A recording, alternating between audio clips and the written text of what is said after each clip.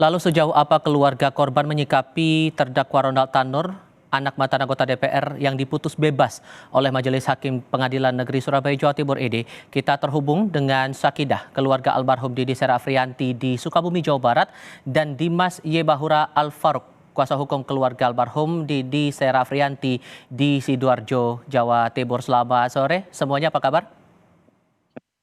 Selamat sore. Ya, terima Alhamdulillah kasih baik. semuanya sudah bergabung Assalamualaikum. bersama kami. Mbak Sakinah, atas putusan bebas terhadap terdakwa ini, hal apa yang masih dirasa ganjil di mata keluarga? Menurut saya sih dari mengulur-ngulur waktu ya itu juga agak sedikit ganjil sih. Mengulur-ngulur waktu persidangan gitu Kak. Mohon maaf Mbak, kami belum bisa mendengar suara Anda dengan jelas. Mungkin bisa didekatkan mikrofonnya, biar bisa kami bisa mendengar dengan jelas. Boleh diulang kembali hal apa yang rasanya masih dirasa ganjil oleh pihak keluarga atas putusan bebas terhadap Ronald Tanur ini, Mbak?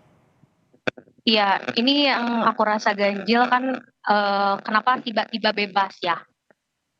Sedangkan bukti-buktinya kan sudah ada, kayak hasil otopsi, terus dari CCTV, rekonstruksi juga kan ada. Itu sih agak ganjil ya. Dan dengan kalau yang Anda lihat dari pihak keluarga kan pasti mengikuti perkembangan kasus ini dari awal sampai akhir. Iya. Sejauh mana Iya. Anda mencermati perkembangan kasus itu sampai kemarin dijatuhi vonis bebas oleh pihak hakim? Ya, dari awal juga saya suka tanya ke pengacara saya kayak kapan sidang, tapi berkasnya katanya masih kurang, jadi kayak diundur-undur kayak gitu.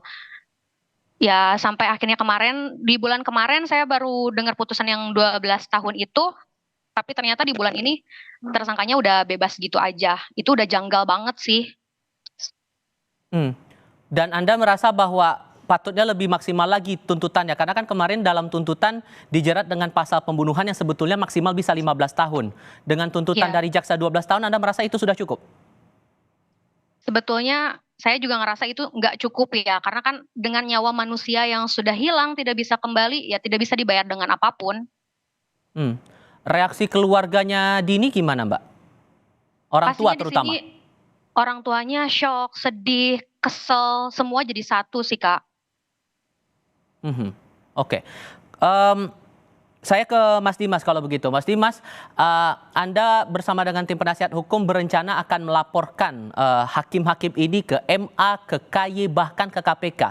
Laporan itu untuk saat ini sudah disampaikan atau belum?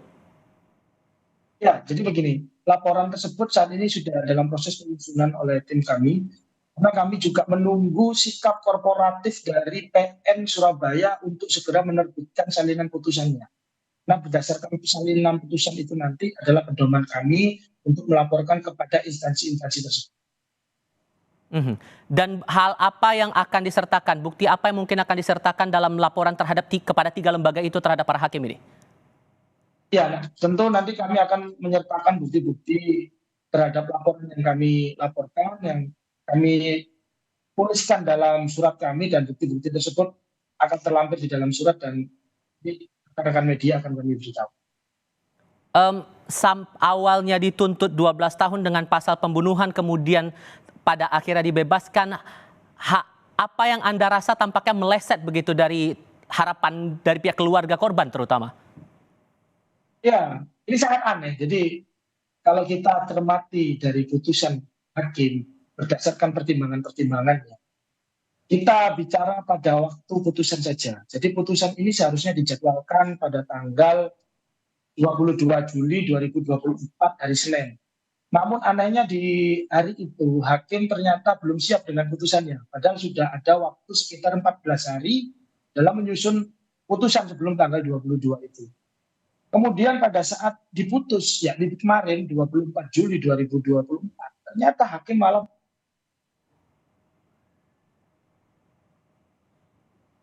Bang Dimas? Ya. Oke, silakan. Suara saya jelas, Mas? Sudah bisa. Silakan dilanjutkan. Halo? Ya, Mas Dimas, masih mendengar suara saya? Halo? Oke, kita coba perbaiki komunikasi dulu dengan Dimas Yebahura Al-Faruq selaku kuasa hukum dari pihak korban. Mbak Sakinah, saya ke Anda kalau Halo. begitu.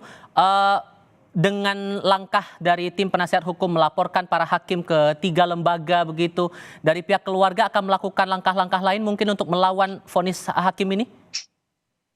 Ya, sorry terputus tadi, Mas.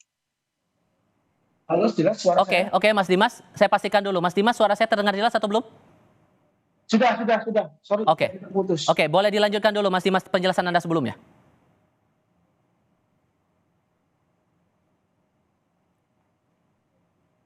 Mas Dimas? Oke, Mbak Sakina, saya pastikan dulu suara saya terdengar jelas, Mbak Sakina? Terdengar. Oke, saya ke Anda kalau begitu. Mbak Sakina, pihak keluarga akan melakukan langkah apa lagi merespon dari vonis hakim ini? Ya, selain yang tadi yang Mas Dimas bilang, mungkin saya mau minta bantuan kepada masyarakat aja untuk mengawal kasus ini agar tidak lenyap gitu, agar terus-terusan menjadi pemberitaan publik, agar jadi attention gitu ya, jadi bisa diperhatikan dengan baik gitu, biar kami juga bisa mendapatkan keadilan dengan sebetul-betulnya dan sebenar-benarnya, tidak seperti ini. Hmm. Dan Anda berharap jaksa harus bertindak seperti apa merespon putusan hakim ini, Mbak? Mbak Sakina? Ya, halo.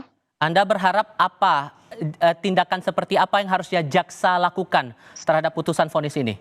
Harus banding Ya. atau ada langkah lain menurut Anda? Ya. Iya, pastinya jaksa harus meminta banding ya, karena menurut saya ya ini tidak benar gitu. Ya harusnya tersangkanya ya dihukum seberat-beratnya, kenapa bisa lolos gitu aja. Oke. Oke, Mas Dimas, saya pastikan suara saya terdengar, Mas Dimas? Ya, sudah dengar. Mohon Oke, maaf, jadi silakan Anda lanjutkan penjelasan Anda tadi termasuk soal bukti-bukti. Apakah Anda merasa bukti yang selama ini muncul di persidangan jadi dasar hakim memutuskan perkara ini? Ya, anehnya bukti-bukti yang ada di persidangan itu tidak masuk dalam pertimbangan hakim. Hakim ini benar seperti yang dikatakan oleh jaksa bahwasanya hakim ini tidak melihat perkara ini secara holistik, secara komprehensif dan jelas. Dan anehnya lagi, saat hakim tidak melihat fakta-fakta itu, dia justru membuat asumsi atau pendapatnya sendiri dalam memutus suatu perkara. Inilah yang saya katakan, hakim Pengadilan Negeri Surabaya sudah kehilangan akal berpikir dan nurani berpikirnya terhadap putusan perkara yang dibuat. Karena jelas di sana ada salah satu pertimbangan hakim yang menyatakan bahwasannya korban almarhum Dini Afriyanti meninggal karena minum alkohol dan sakit lambung. Padahal hasil otopsi, kadar alkohol di dalam tubuh Dini Afriyanti normal dan tidak di atas rata-rata, dan dia meninggal itu karena adanya pendarahan di bagian perut dan di bagian dada karena adanya kerusakan atau patahnya tulang rusuk akibat kekerasan itu. Dari penjelasan 3 hakim dalam nota putusan kemarin itu, apakah semuanya merata menurut Anda ketiganya ganjil dalam memberikan pandangan dan pertimbangannya? Ya, sangat ganjil dan sangat aneh bagaimana tiga-tiganya hakim ini memberikan pandangan hukum di luar fakta persidangan seolah dia sedang membuat cerita dongeng untuk memutuskan sebuah perkara. Oke, perkembangan ini tentu menarik untuk dicermati. Mas Dimas, terima kasih. Mbak Sakina, terima kasih banyak sudah mau berdiskusi bersama kami. Selamat sore semuanya. Selamat sore.